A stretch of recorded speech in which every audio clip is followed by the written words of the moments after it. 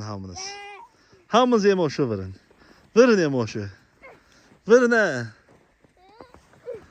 Emoşu vurun. Vurun. Hele. Gör emoşuna kalacaksan. Bak şimdi kaz. Vur şimdi. Şimdi görəsən sen. Gel. Vur Məhəmmədi. Vur İvaqov. Emoş vur. Dey onlara bak.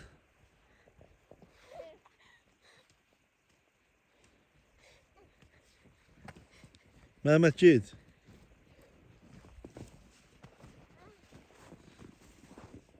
Hamı tek de.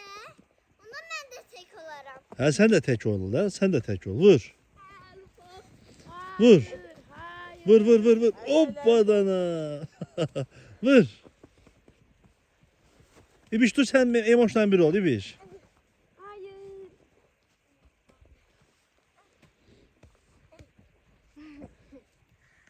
İyi bir oturur Revil. He oynayın siz oynayın. Oynamasın. Bakır. Gel Cemal Bey bunda. Ata gel. Sen de ben en ola. Eyni ola. He. He. Ben kartopları atacağım.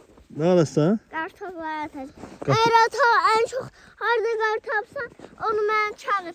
Gelip alacağım vuracağım onlara. Ne ter? Eğer harda çok kar götürsen onu getir. Ben çağır ben geleceğim orada. Alacağım oradan. He. Atacağım onlara. Attı git at onlara. Yakına gelin de gelin burada oynuyorsun. Ata Ha. yakına gelirse o zaman. De gel elini vur elini. Gel yıkaq yeri ağladaq gel.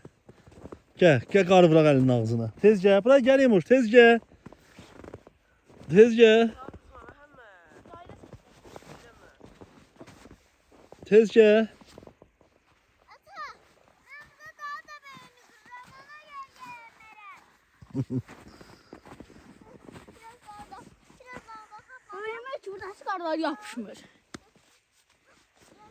Oradan şeyler yapışmır.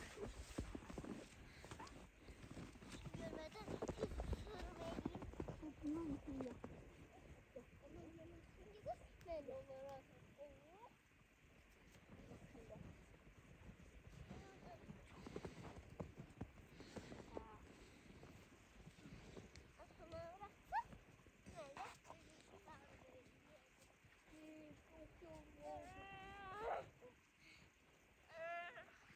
Hadi bugün akşam eve etmedim ya.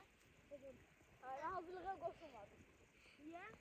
12'lerde de koşulmadım. Niye ki? Muhamed'in aldım. Ne? Muhamed'in aldım annem. Sağdaydı sonuçta. Ne? 12'de koşulacağını sağdayım. Sen de koşul. İbiş. Gel sağ sakız vereceğim. Dur gel bura. Sen saat ne? Təkcə sağ. Bak gelmezsen vermeyeceğim. Aya. Senden de öyle ha.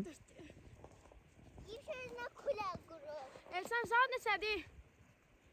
Saat 3. Evimde. Gördüysün bir saat kabaktaydı. 2 saat kabaktaydı. 3 saat